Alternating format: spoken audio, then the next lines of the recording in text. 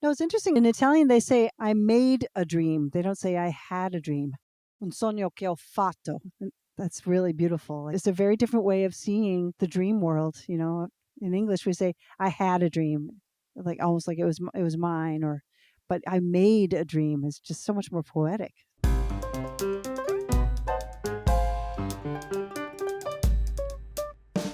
Welcome to Modo di Bere, the podcast about local drinks and local sayings. I'm your host, Rose Thomas Bannister.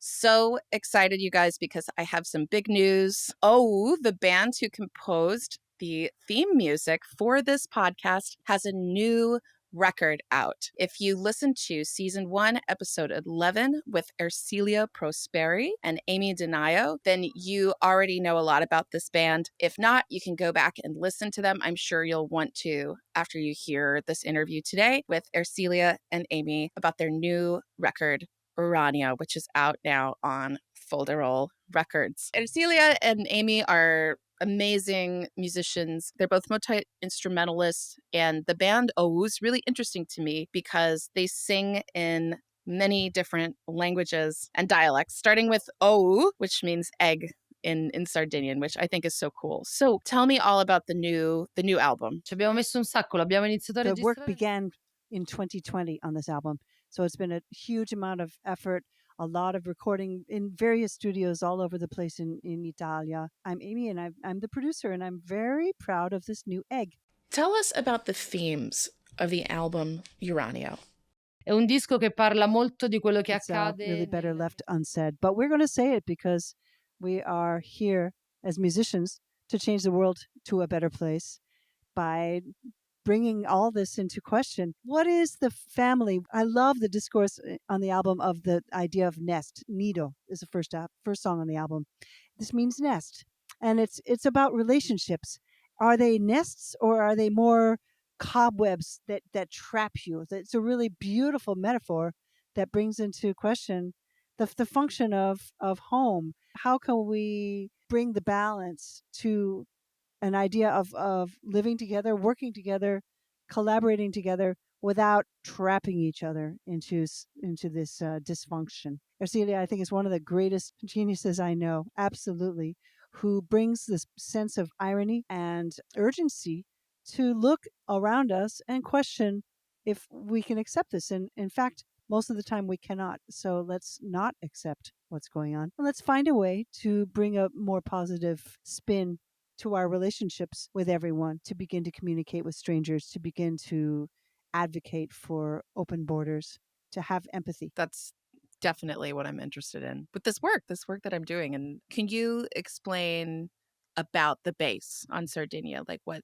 that's about? The NATO base is NATO, everyone understands, is the coalition of armed forces in Europe. And one of the biggest bases is on the coast of Sardinia. And they spend billions of dollars on war games to practice their new toys, which cost billions of dollars, euros, I should say. And this money could very easily go towards education. It could go towards refugees. It could go towards building a better society that's positive and supportive. But instead, it's completely squandered on these ridiculous war games that result in the decimation of the land, the decimation of the sea, and has very toxic results because of depleted uranium, very toxic substances that the war machine thinks is necessary for their toys. So that's really one of the reasons why this album is called Uranium, Uranio, to call this into question. Are these war games necessary? Is war really good for the economy? I'm not so sure. If you want a complete world of dead people, then yes, it's perfect for the economy. Centenas de joaninhas escalam a areia, notas malucas ressoam entre as rochas cheias de lutas, lembranças do céu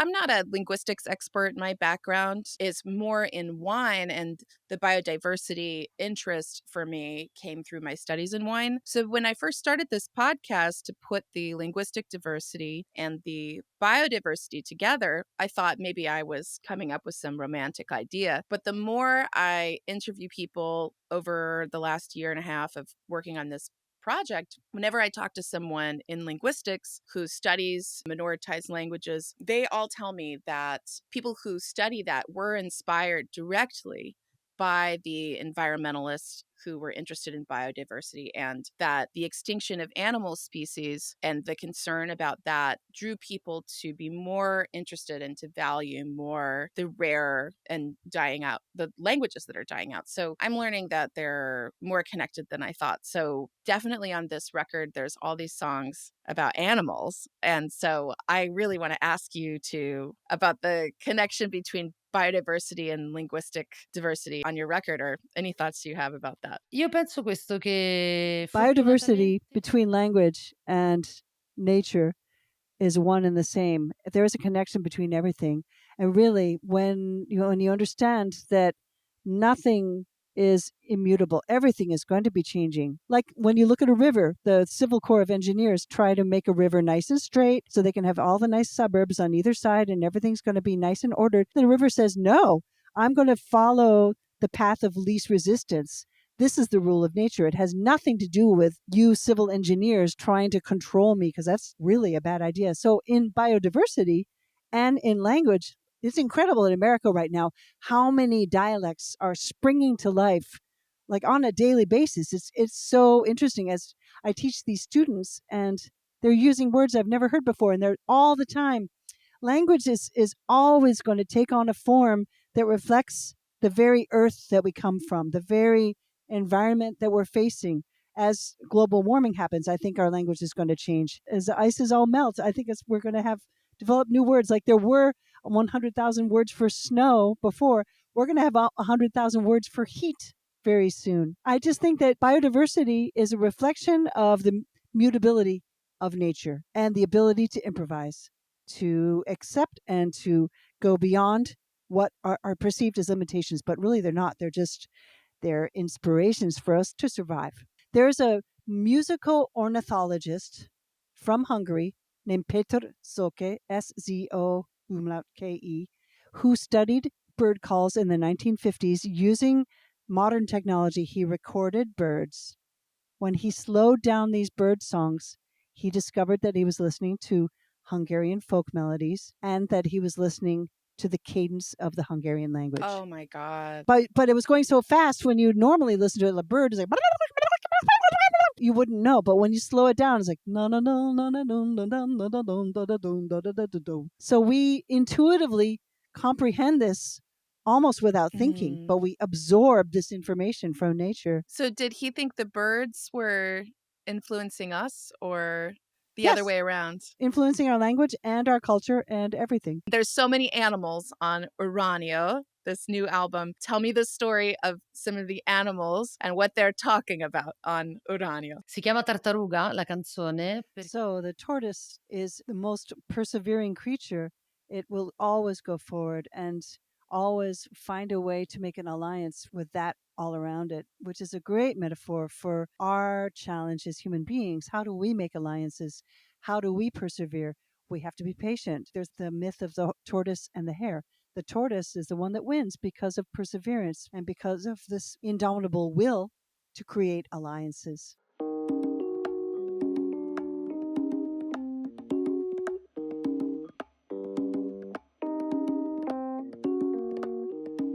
Why do you obey this high bondage? Tedious and lazy beings, stop raping me, you dry and shitty narcissist human.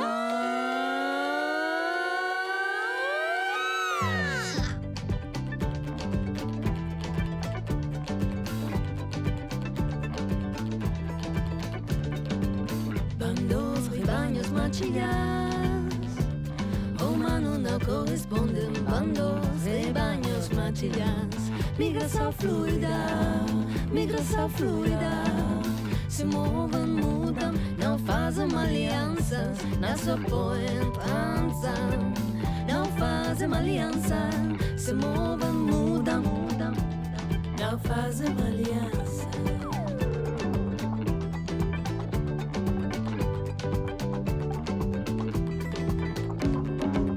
Bandos, rebanhos machillados, humano não correspondem, bandos, rebanhos machillados. Migração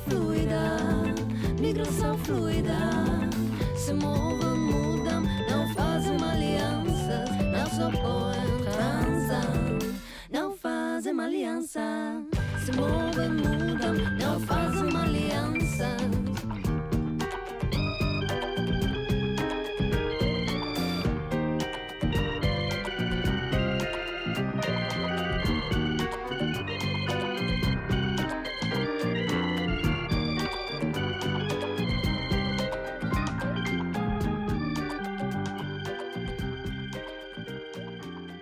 Now, tell me what's going on with the octopus. Il polpo parla del... Well, Ersilia just described the function of the octopus. Okay, first of all, octopus can really represent the whole female reproductive system, and that the female octopus, while she's protecting her young, isn't really able to feed herself very well. So the male octopus offers a tentacle or so, hopefully marinated, something nice, for the female to eat so that she can receive enough nutrition to be able to raise her brood. I had no idea that happened. It's a fantastic metaphor. It's sort of a feminist stance of looking at nature and the balance of nature, that women are the producers and they need the help of men who sometimes willingly give up part of themselves in order to help women.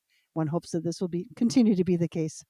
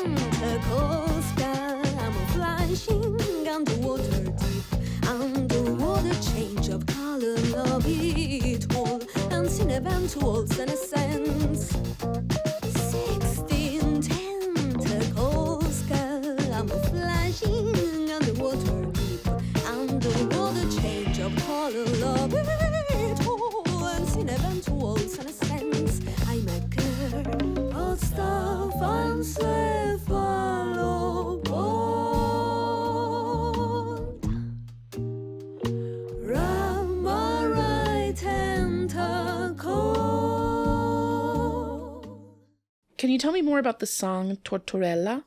Tortorella, secondo me... Certo. Ersilia, in her house in Florence, she has a mourning dove or turtle dove that lives right over her front doorstep. And every morning, right at 8 o'clock, it wakes her up. And she decided, well, I'm just going to have to record it because it's the most beautiful sound. Even if it's for an alarm clock, it's really very soothing.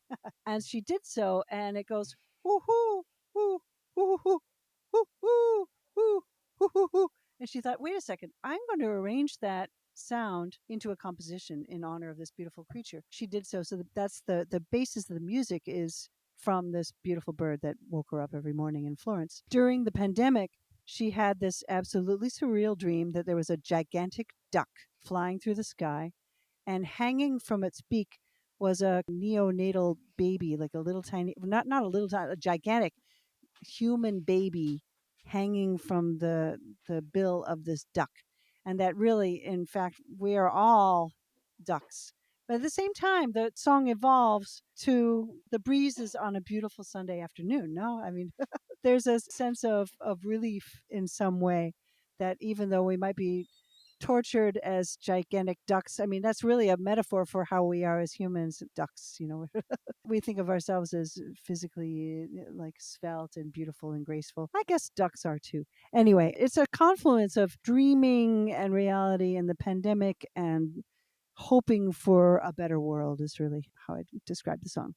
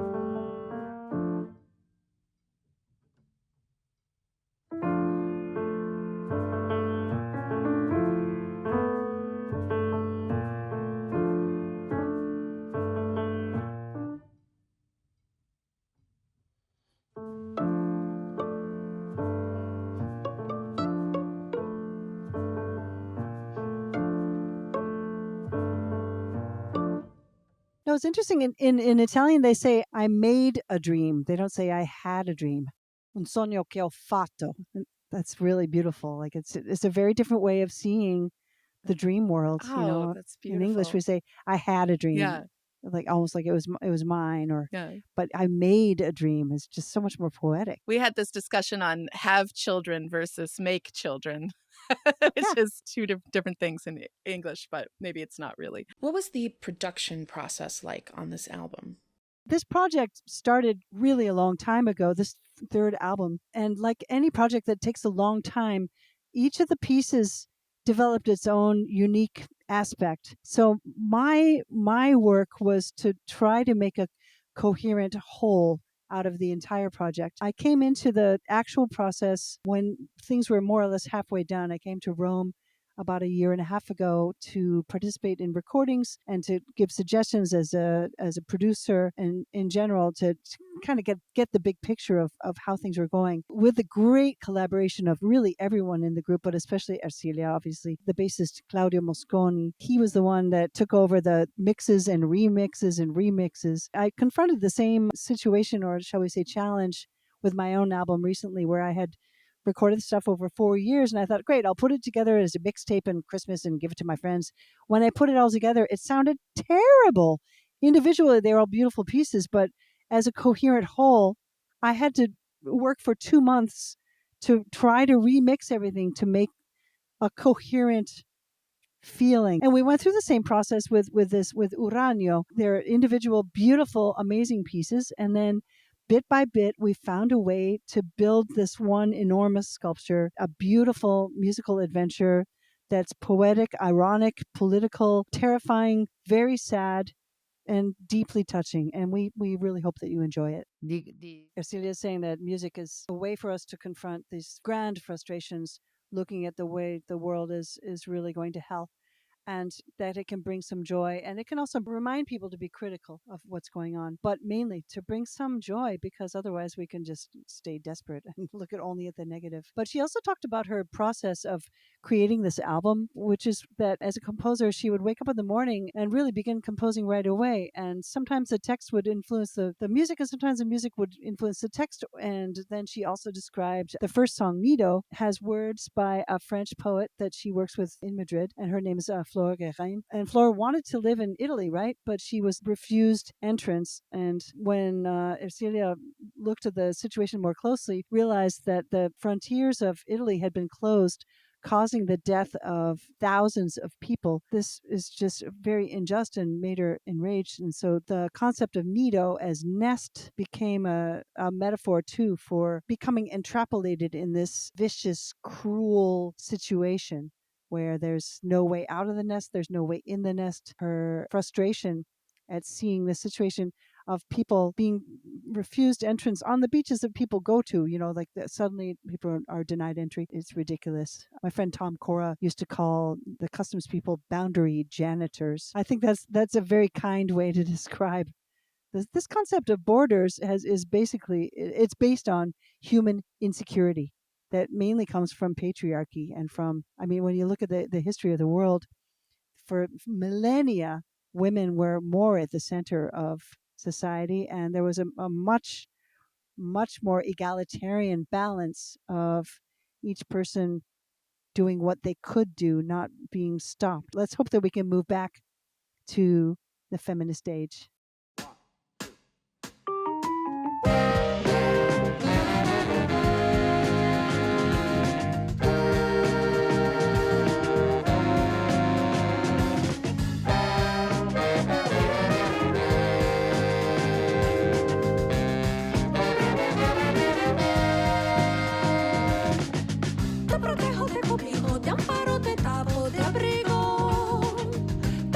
Te cobijo, te amparo, te tapo, te abrigo, te cebo, te caliento, te abanico, te refresco, te refresco. Soy tu lengua, tu tierra, tu madre, tu patria, tu nido, tu nido, tu nido. Me agobias, me castras, me asfixias, molestas, me ahogas, ciegas, persigues. Si lo fueses, yo podría volar, volver. Dejaría sanidad a los que por ti migran. Si lo fueses, tú serías hogar y puerto. Un refugio serías, telaraña jodida. I remember listening to an interview with that director who made Pan's Labyrinth, and people wanted to know if that fantasy story if it was real or not, if the monsters were real, or if the little girl was hallucinating. And instead of answering the question, he said, well, let's talk about some things that we made up, like borders. I think fantasies can have a big impact in reality when we don't understand that they're fantasies. And that's why I think arts and music are so important. It's like the pure expression of the imagination as opposed to a perversion of the imagination. I just came across this concept the other day. When babies begin to speak, they sing before they learn language. When they begin to walk, they dance with their balance, learning how to understand their balance. And when they begin to write, they draw. They don't write words. They don't know what words are. So basically, we're all born with this artistic inclination to improvise. And then only later are we hampered in these expressions to become more structured and more quadratic. There's so many things we could invent besides a system for control. What's the story with this album cover? La storia dell'arte, dell'artwork. Yes, the artwork was done. This is the third album done by the same artist. She's amazing. Her name is Resh Zeni. In this case, the artwork is a being of sorts, really it's in between any discernible gender or genre. It's attached to the earth, it's attached to the sea, it's dancing, it's inviting connection between all beings. It's an absolutely perfect cover to represent the intentions of the message behind this album, which is that all things are connected and that we are all beings on this gigantic egg of a planet. And that's a lot why Ersilia chose the name O, which is egg in Sardinian, because eggs can contain any creature. You don't know what kind of creature is going to come out sometimes. You see an egg, it could be a dinosaur, who knows? So that's the whole idea of O, is that we create these eggs that are songs that contain all kinds of incredible beings and sensations and communications and connections that can bring us all together and make the world a better place. The idea is that there are no confines, there are no borders really between any of this. Energy will just absolutely go through all of it. And we have to understand that we are all connected. So music is the magic alchemical element that can do that through sound wave to bring us together in joy and dance. So there you go. We can all be better through music. Ersi, I'm such a fan. You're Oh, my hero. Amy, regina mia, io sono tua fan. So I want to direct our listeners to season 1, episode 11, where we learn the story of Ersilia Prosperi and Amy Denio and how they met and how they began to work together. We were introduced to the members of the band, the court of O. So please check that out and learn a little more about the background and be introduced to everyone involved. This is really part 2 of that discussion where we're really focusing on this beautiful new record that's out now, Uranio.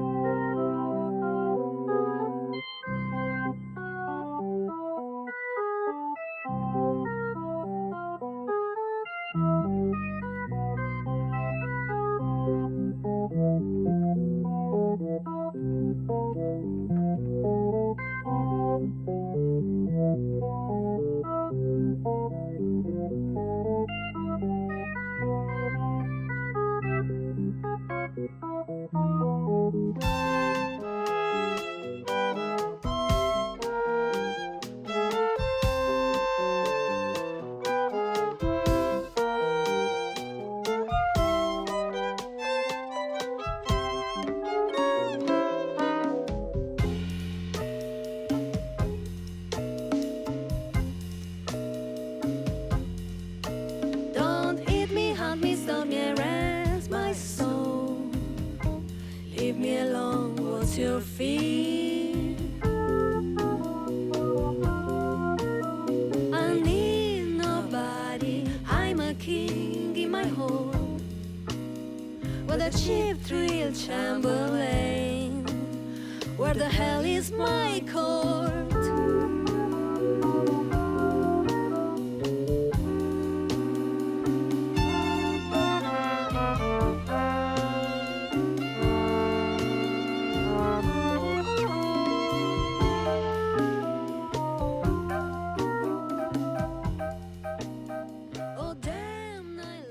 It's really fabulous that you did the theme song, Ersilia, because I have Palle di Natale in my head almost every day, and it's not a problem. Amy, any final thoughts about the record, the promotion process, the plans for the band? Well, I'm just looking forward to the next album. Yeah. I can't wait. Oh, And we hope to present this album. We'll see how it goes. We're looking for a formal presentation of the album in Rome this fall. Magari ci vengo a Roma. È proprio un sogno. Sì. And then after that, we'll see. I know Ersilia is one of the most prolific composers, making the most incredible music. It's in between all genres. She was talking before about the sort of genre, transgender, the aspect of the cover being a little bit between all, like it's not a specific thing. And so I really look forward to following this beautiful path, seeing what happens. thank you so much for sharing your music with Modo di Bere and with the world. I hope that everybody hears this interview and gets excited and downloads this album so they can listen to it. Right now it's available digitally on bandcamp.com, folderol.bandcamp.com. Great. So we'll put the link in the show notes as well. Plans are underway to create a compact disc, but then also we're planning to create a fantastic digital object, hopefully in the form of an egg. Isn't that the idea? And videos. Ersilia has already helped to produce some beautiful videos. There's already a video on Polpo. Oh, great. And then also on Uranio. That's incredible. Where can we see these videos? On YouTube. What is the name of your YouTube channel? Ersilia Prosperi, Faedda, Music. I'll put a link also to these videos in the show notes. Let me just say again, the website where you can download this album is called folderolrecords.bandcamp.com. That's FOLDEROL